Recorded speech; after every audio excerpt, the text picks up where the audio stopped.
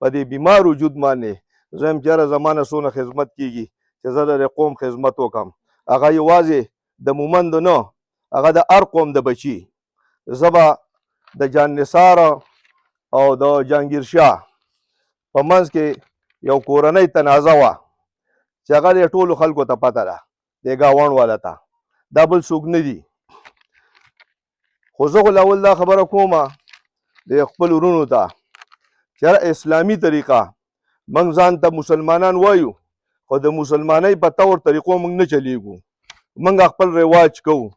که زمونږ په پوله پټي جګړه راشي یا زمونږ خور لورو چېرې اسلام موږ ته څه وایي، نو هغه موږ نه کوو، خو موږ ټوپک راوالو او زمونږ ټوپک کلچر دی او موږ ټوپک استعمال کوو، بیا پې وروسته ستومانه یو.